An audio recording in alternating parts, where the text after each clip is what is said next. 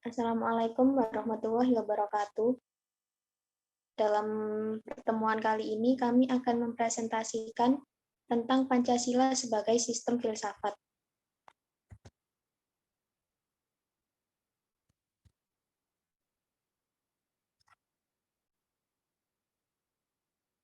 Perkenalkan, kami dari kelompok 2 yang beranggotakan Afan Maulana absen 1, Aisyah Nurmila Rosa absen 2, Amanda Intan absen 3, Anissa Cikal absen 4, Asti Dwi Finata absen 5, dan yang terakhir Aulia Nadifatul absen 6.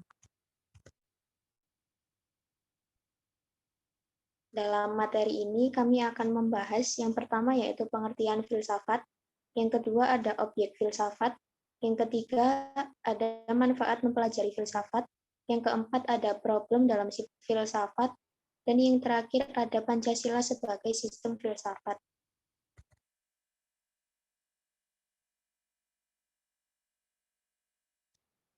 Selanjutnya yaitu pengertian filsafat yang akan dijelaskan oleh Afan Maulana. Pengertian filsafat menurut para ahli. Yang pertama dari Langeveld, filsafat adalah ilmu tentang masalah dinal dan menentukan, yaitu masalah makna keabadian, makna eksistensi, dan ketuhanan. Yang kedua dari Plato, filsafat adalah upaya untuk mencapai kepengetahuan dan mengetahui tentang kebenaran yang sebenarnya. Yang ketiga dari Hasbullah Bakri, filsafat adalah ilmu yang secara spesifik mendalami tentang ilmu alam semesta, manusia, dan ketuhanan demi menghasilkan pengetahuan lebih jauh. Yang keempat dari De Liangji, filsafat adalah pemikiran yang sedalam-dalamnya, yang bebas dan teliti mengenal ketuhanan, manusia, dan alam demi tujuan mencari hakikat kebenaran. Yang kelima dari Peter Krauss, filsafat adalah ilmu yang mencoba untuk mempelajari seluruh pengalaman manusia yang akan menghasilkan teori tentang manusia dan alam semesta.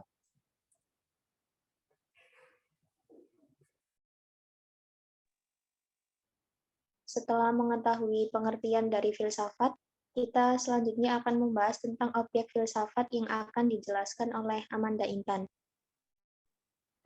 Baik, jadi objek filsafat.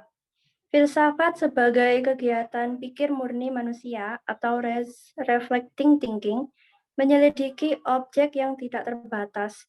Ditinjau dari sudut isi atau substansi dapat dibedakan menjadi berikut ini.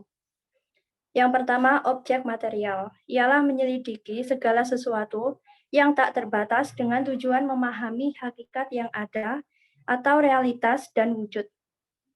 Objek material, filsafat, kesemestaan, keuniversalan, dan keumuman bukan partikular secara mendasar atau sedalam-dalamnya. Objek formal ialah metodologi, sudut, atau cara pandang khas filsafat, pendekatan dan metode untuk meneliti atau mengkaji hakikat yang konkret fisik dan bukan fisik, abstrak dan spiritual, maupun abstrak logis, konsepsional, rohaniyah, nilai-nilai agama, dan metafisika, bahkan mengenai Tuhan pencipta dan penguasa alam semesta.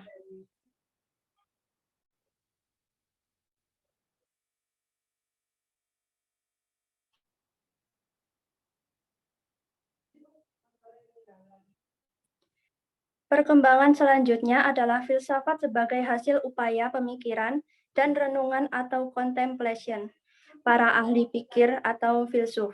Ada juga yang merupakan suatu ajaran atau sistem nilai, baik berupa pandangan hidup, filsafat hidup, maupun sebagai cita-cita hidup atau ideologi. Misalnya paham-paham individualisme, kapitalisme, sosialisme, ideologi komunisme, ideologi Zionisme, ideologi pan-Islamisme, ideologi nasionalisme, dan sebagainya.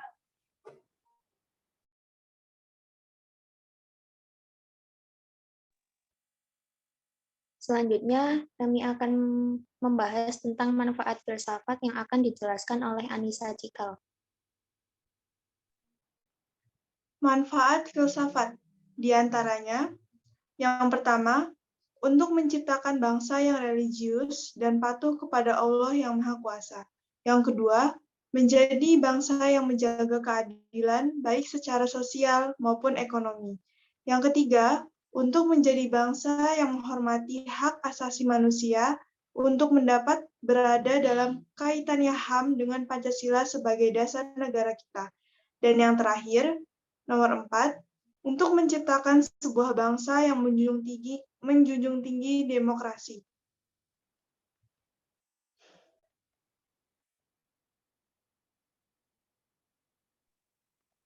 Kemudian kami akan membahas tentang problem utama dalam filsafat yang akan dijelaskan oleh Asti Dwi Vinata. Problem utama dalam filsafat. Yang pertama ada ontologi. Ontologi terdiri dari dua suku kata, yakni ontos dan logos. Ontos berarti sesuatu yang berwujud dan logos berarti ilmu. Jadi, ontologi adalah bidang pokok filsafat yang mempersoalkan hakikat keberadaan segala sesuatu yang ada menurut tata hubungan sistematis berdasarkan hukum sebab akibat, yaitu ada manusia, alam, dan ada kuasa prima dalam suatu hubungan yang menyeluruh, teratur, dan tertib dalam keharmonisan. Yang kedua ada epistemologi.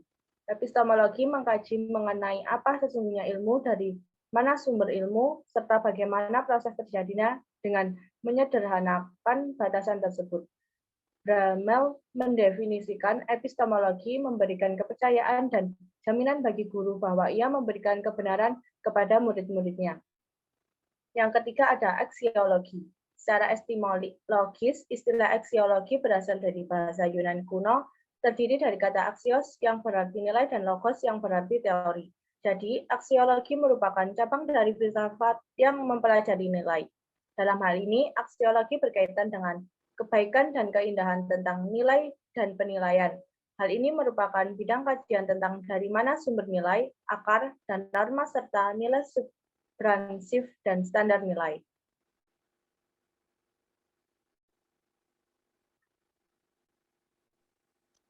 Kemudian yang terakhir ada latar belakang Pancasila sebagai filsafat yang akan dijelaskan oleh Aulia Nadifatul. Baik, latar belakang Pancasila sebagai filsafat adalah: 1. Sistem filsafat harus bersifat koheren, artinya berhubungan satu sama lain secara runtut, tidak mengandung pernyataan yang saling bertentangan di dalamnya. Pancasila sebagai sistem filsafat, bagian-bagiannya tidak saling bertentangan, meskipun berbeda, bahkan saling melengkapi, dan tiap bagian mempunyai fungsi dan kedudukan tersendiri. 2. Sistem filsafat harus bersifat menyeluruh, artinya mencakup segala hal dan gejala yang terdapat dalam kehidupan manusia. Pancasila sebagai filsafat hidup bangsa merupakan suatu pola yang dapat memadai semua kehidupan dan dinamika masyarakat Indonesia. 3. Sistem filsafat harus bersifat mendasar, artinya suatu bentuk perenungan mendalam yang sampai ke inti mutlak permasalahan sehingga menemukan aspek yang sangat fundamental. Pancasila sebagai sistem filsafat dirumuskan berdasarkan inti mutlak tata kehidupan manusia menghadapi diri sendiri, sesama manusia, dan Tuhan dalam kehidupan bermasyarakat dan bernegara. Yang terakhir, nomor 4, sistem filsafat bersifat spekulatif, artinya sebuah pikir hasil perenungan sebagai praanggapan yang menjadi titik awal, yang menjadi pola dasar berdasarkan penalaran logis, serta pangkal tolak pemikiran tentang sesuatu.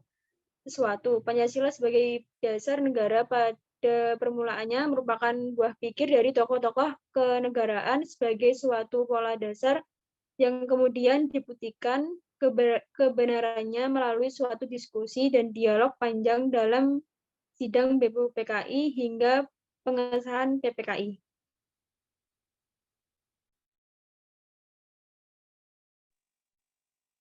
Sekian presentasi dari kami tentang Pancasila sebagai sistem filsafat. Jika ada kurang lebihnya mohon maaf. Wassalamualaikum warahmatullahi wabarakatuh.